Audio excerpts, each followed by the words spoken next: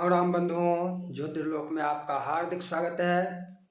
आज हम फिर से एक गंभीर चर्चा करने जा रहे हैं और ऐसा मानकर हम चलते हैं चर्चा में कि कर्मकांड सीखने वाले हमारी वीडियो को देखते हैं, लेकिन जो कर्मकांडी हैं, विद्वान हैं, वो ना देखें ऐसा नहीं है, वो भी देख सकते हैं। लेकिन उनसे हमारी अपेक्षा ये रहती है कि आपको जहाँ कहीं त्रुटि दिखे, जो कुछ मैं त्रुटिपूर्ण बोल दूँ, उसके प्रति ध्यान आकृष्ट करें। आप हमें बताएं कि हाँ, मैं ये बात अनुचित बोल रहा हूँ, ऐसा नहीं है, शास्त्र प्रमाण ऐसा है। आपसे हमें मार्गदर्शन की अपेक्षा है और जो सीखना चाहते हैं उनके लिए हमारी चर्चा होती है। आज जो हमें चर्चा करनी है वो है, क्या कहते हैं, रस्म रिवाज तो बहुत बोलते हैं, इसको भी समझेंगे। रीति, परंपरा, विधान, विधि विधान, इन सभी विषयों की चर्चा करेंगे। एक कर्मकांडी के लिए इन सब परंपरा और विधान को गहराई से समझना अति आवश्यक है।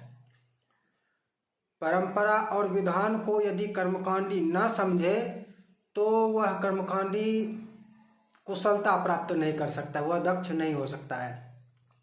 इसलिए यह विषय यदि आप कर्मकांड सीखना चाहते हैं तो आपके लिए बहुत ही उपयोगी होगा। सबसे पहले हम रस्म रिवाज जैसे बोले तो शब्द पर आते हैं। शब्द जो है, शब्द को ब्रह्म कहा गया है, शब्द को ब्रह्म कहा गया है।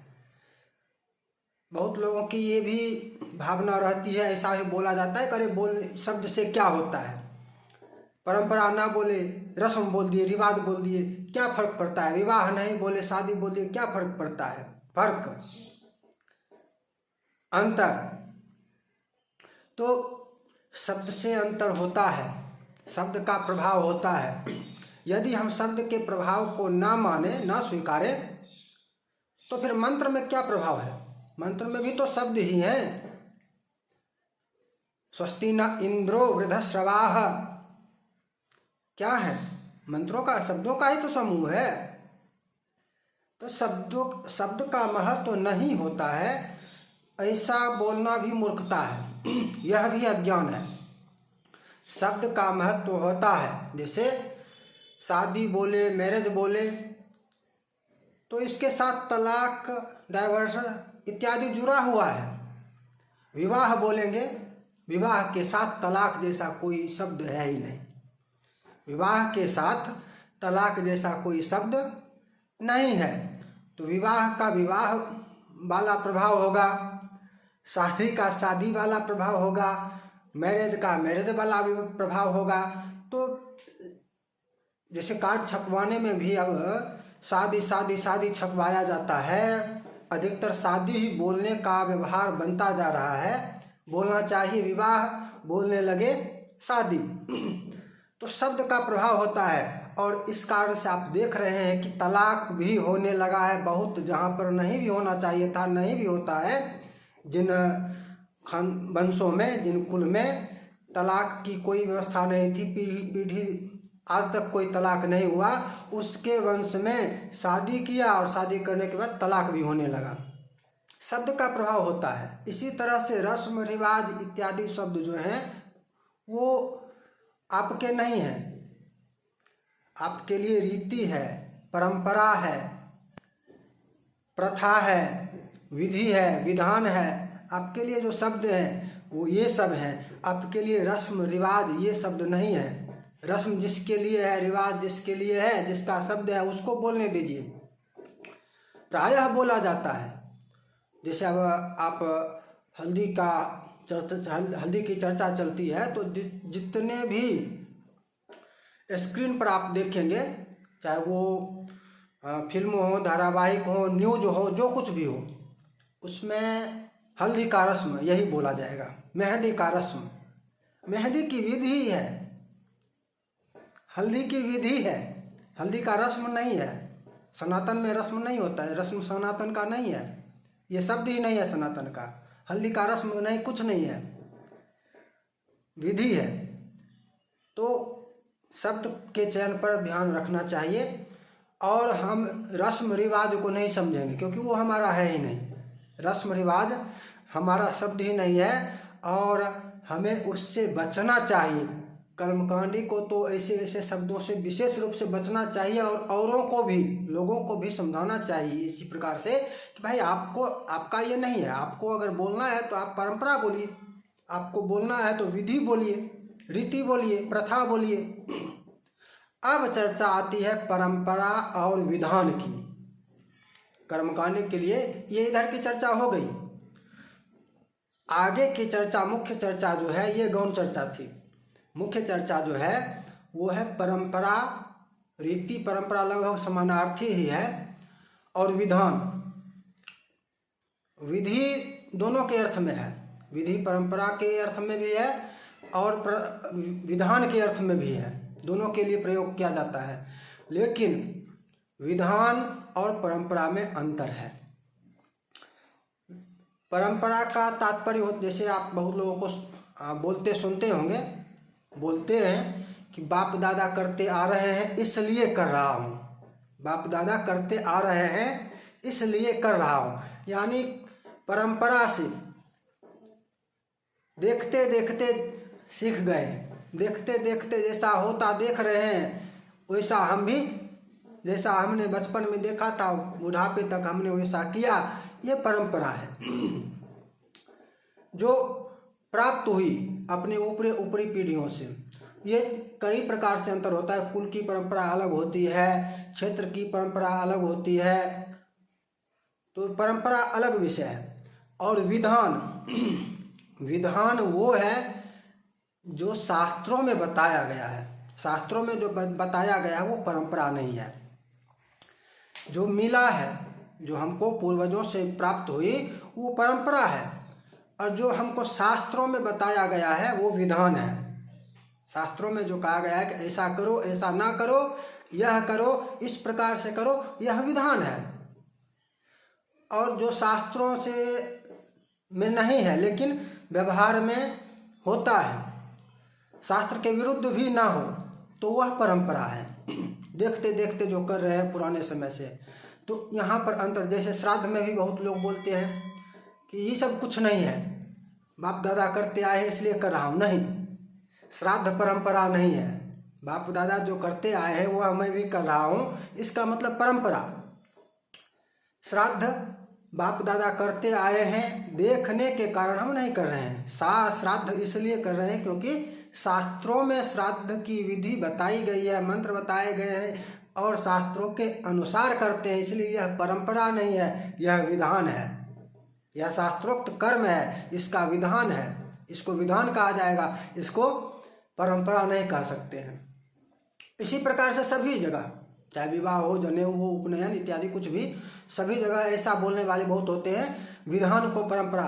तो परंपरा और विधान में अंतर समझना आवश्यक होता है। जैसे कर्मकांड में, जैसे कुर्ता पहने हुए हैं, अभी कुर्ता पहने हुए हैं, तो कर्मकांड में इसका विधान नहीं है, ये परंपरा से पहने हैं। सभी पंडित, सभी कर्मकांडी कुर्ता पहने आपको मिलते हैं, कुर्ता पहनते हैं, ये परंपरा है। विधान से कुर्ता पहन रहे हैं ऐसी कोई बात नहीं है।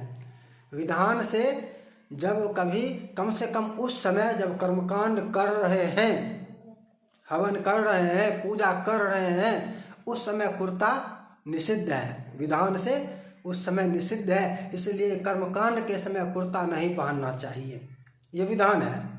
परंपरा है कि कर्म पहनते रहे हैं, पहनते हैं, दुनिया की व्यवस्था है तो दुनियादारी के समय पहन लेंगे, पहन लेते हैं, ये अलग विषय हो गया। लेकिन शास्त्र से ये सिद्ध नहीं है, शास्त्र से निषिद्ध ही है कुर्ता। इसी प्रकार से धोती, धोती परंपरा है पहनना?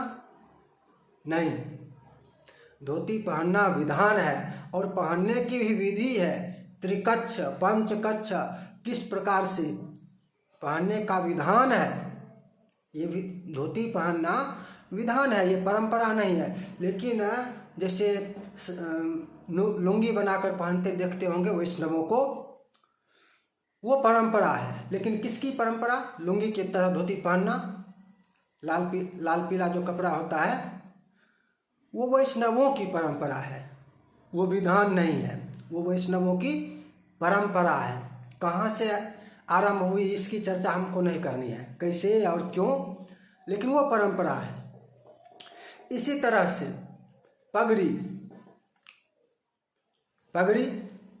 पगड़ी के विषय में एक बात है कि क्षेत्रीय परंपरा के अनुसार सबकी अलग अलग पगड़ी होती है। मिथिला की अलग पाग है और हरियाणा का टोपी अलग दिखता है, राजस्थान का अलग, मतलब क्षेत्र के आधार पर पगड़ी में अंतर होता है। ये परंपरा के अनुसार उसका आकार, उसका रंग इत्यादि भिन्न भिन्न होता है, उसका स्वरूप भिन्न होता है, परंपरा है। कर्मकांड में सिर ढकना निषिद्ध है। पूजा पाठ हवन इत्यादि करते समय, यज्ञ अनुष्ठान करते समय सिर ढकना निषिद्ध है, कर्मकांड में निषिद्ध है। लेकिन जब विवाह के समय पगड़ी पहन लेते हैं, पाग पहनते हैं। अब यहाँ पर परंपरा और विधान में अंतर समझिए। कर्मकांड में सिर ढकना निषिद्ध है, यानी जब हवन करने के लिए वही वर बैठेगा लड़का, तो उस समय उसके सिर पर पगड़ी, पाग, मौरी जो कहें, नहीं होनी चाहिए, उस समय निषिद्ध है। सिर पर पगड़ी का, गले में भी वस्त्र लपेटा हुआ नहीं रहना चाहिए। गमछा भी हो तो केवल बाएं कंधे पर हो द्वितीय वस्त्र, इधर ऐसे करके लपेट सकते हैं, इस तरह से, इस प्रकार से ऐसे करके, लेकिन सिर पर या गले में वस्त्र नहीं होना चाहिए। तो जब हवन कर रहा हो वही वर, वही लड़का जब हवन कर रहा हो, तो उस समय उसके सिर पर पाग, मौरी इत्यादि नहीं होना चाहिए। उसके अतिरिक्त अन्य काल में, जिस समय फोटो सेशन चल रहा है, पाग, मौरी इत्यादि रह सकता है। इसी तरह से बारात आए, रास्ते में चले, तो वहाँ तक पेंट इत्यादि रह सकता है। लेकिन पेंट में विवाह करना ना तो विधान है, ना तो परंपरा है। वैसे 10-20 वर्षों से ऐसा देखा जा रहा है, धीरे धीरे बढ़ता भी जा रहा है। और 10-20 वर्षों के बाद परंपरा ऐसे भी कह दिया जाएगा कि पैंट पहनकर, पैजामा पहनकर विवाह होता है।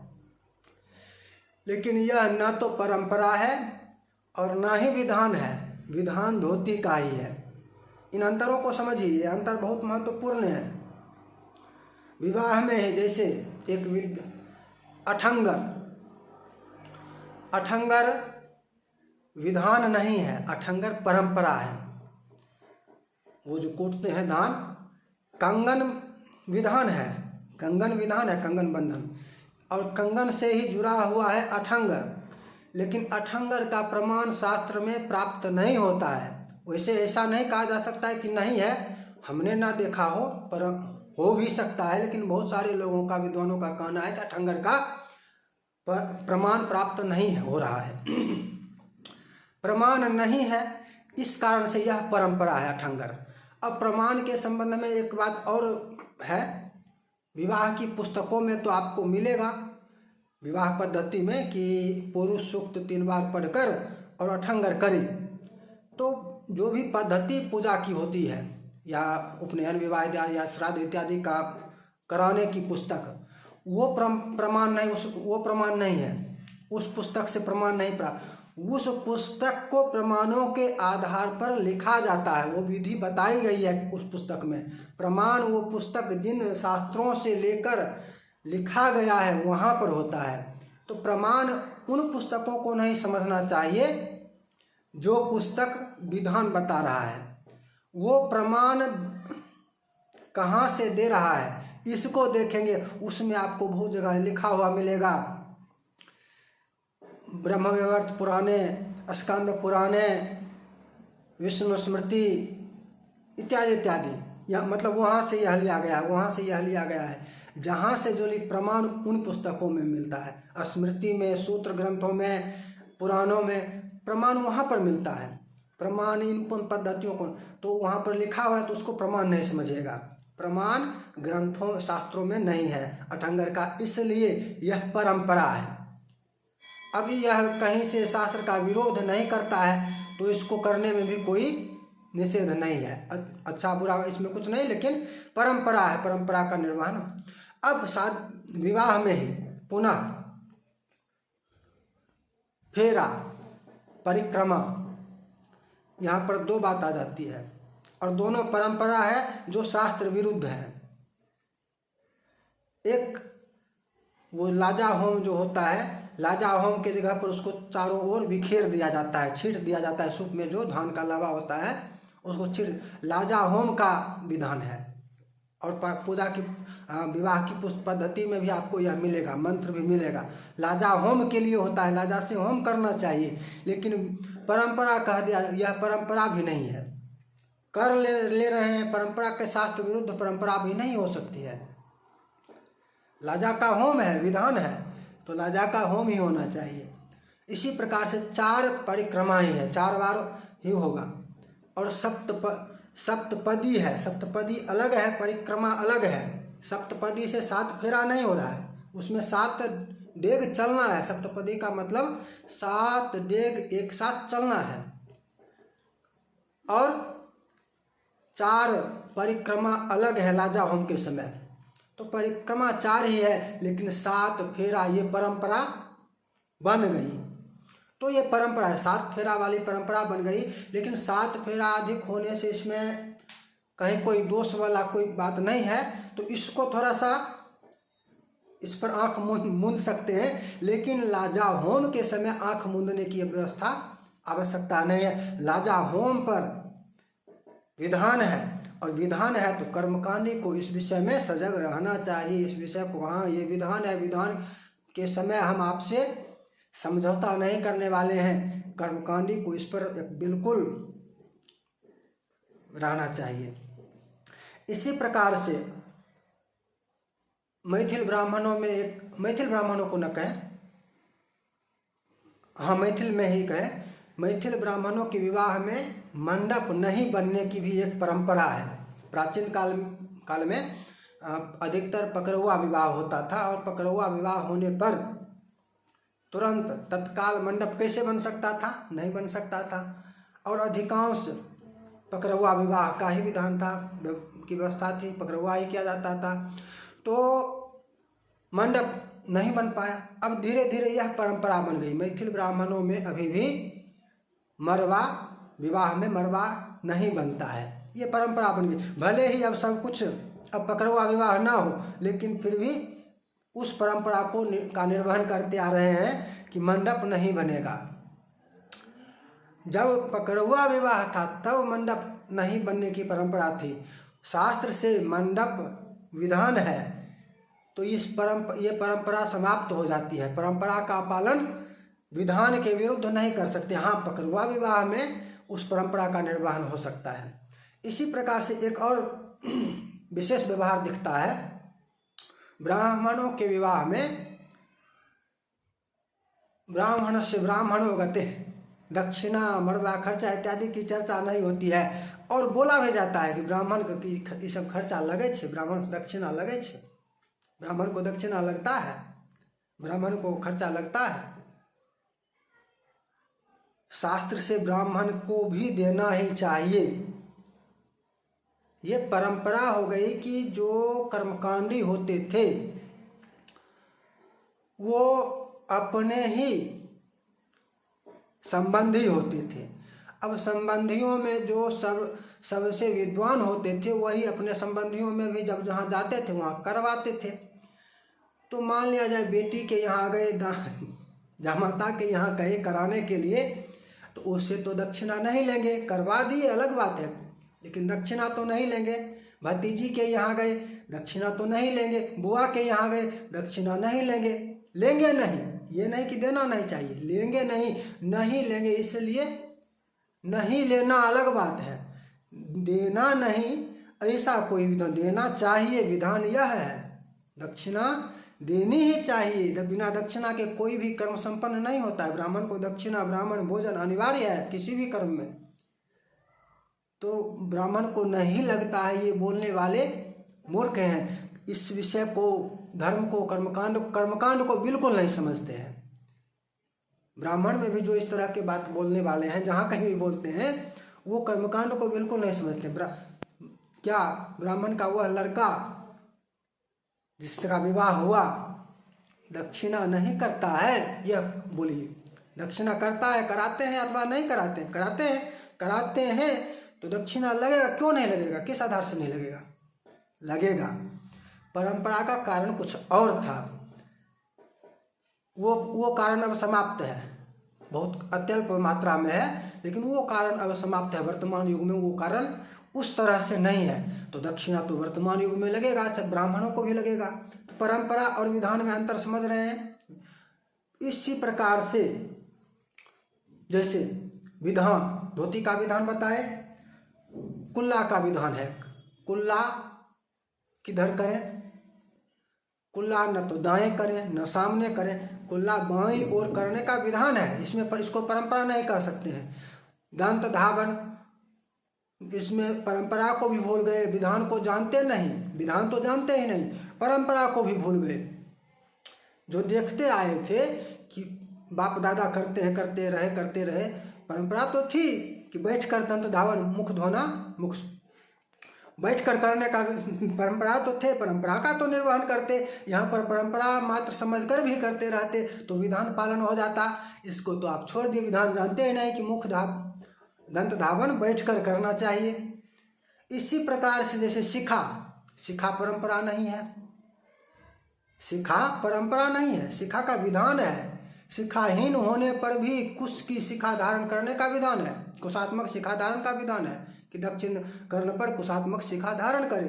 ये परंपरा नहीं है कि शिखा धारण, ये विधान है और धारण करना ही चाहिए। इस प्रकार से और भी बहुत सारे विषय हैं। हमारा उद्देश्य जो है परंपरा और विधान को समझना और विधान के प्रति सजग रहना कर्मकांडी के लिए आवश्यक है, इस पर चर्चा करना था। और जब आप इस विषय में सजग हो जाएंगे तो आप यजमान को भी सजग कर सकते हैं। ऐसा नहीं है कि आप सजग हो गए तो आपको डरने की आवश्यकता है। आप यजमान को अच्छे प्रकार से समझा सकते हैं कि यह विधान है और यह परंपरा है, विधान का पालन होना चाहिए। परंपरा में इधर उधर हो भी गया तो कोई ज़्यादा बड़ी बात नहीं है। अधिकांशतः देखा यह जाता है कि विधान क्या है, विधान से कोई मतलब नहीं, लोगों को विधान से कोई मतलब नहीं है, विधान कुछ नहीं जानते। परंपरा मात्र को एना ऐसे होता है, ऐसे होता है, ऐसे हो पंडित जी एना हो छी कहियो हमारा बोले हैं, एना कहियो नहीं बोले हैं, ऐसा कभी नहीं देखे हैं। परंपरा मात्र को लेकर